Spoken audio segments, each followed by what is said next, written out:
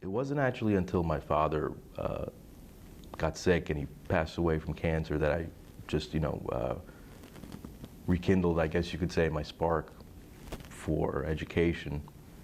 And that drew me, to go back to college. I think the hardest decision was the day I walked into the dean's office and just asked her, how do I begin this process all over, if you could just help me.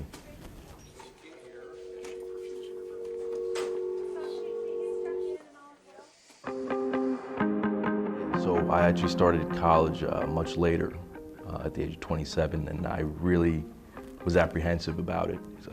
Coming to a big school like Rutgers, you do feel like you're going to get lost in the crowd, but it became progressively easier. After my first class, I remember walking in and there were about 300 students.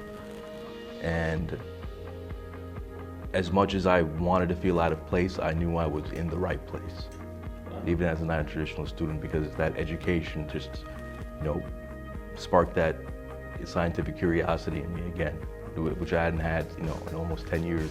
And I said I wanted to major in biology. I was always interested in it.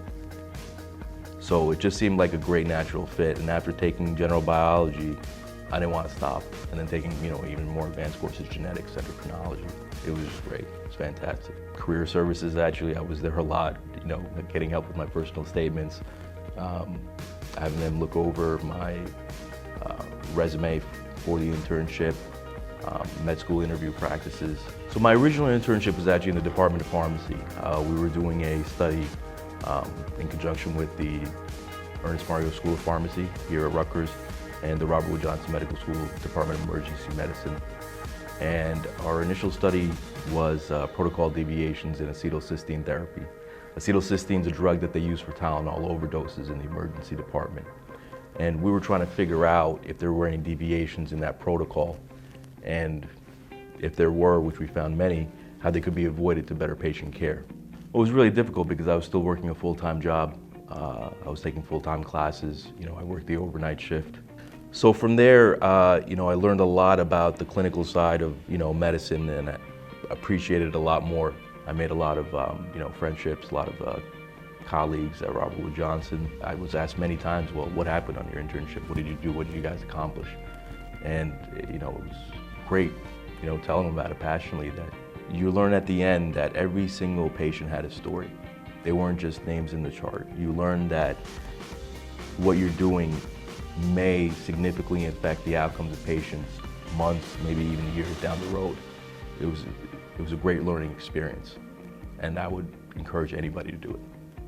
I think if you're determined and you have the diligence, anything can be accomplished. I'm proof of it. Here I am 4 years later, about to enter med school, and I never thought it would be possible. You have to challenge yourself. If you're constantly doing tasks that you're capable of doing, you're never going to push your limits, and you're really not going to be able to see what your true capabilities are. And it's difficult. I'm not going to say it's easy. It's difficult, it's long. There are a lot of days, during midterms and during exam weeks, you do second guess, this path, finishing college as a non-traditional student, but it's worth it at the end. And, the years go by so quickly. Each semester seems to get shorter and shorter. And here I am graduating. And I never thought, that day would come, but surprisingly, I'm actually somewhat dreading graduating Rutgers. It's a little sad to leave here, but that's life, and I think non-traditional students know that well. Everything has a beginning, everything has an end.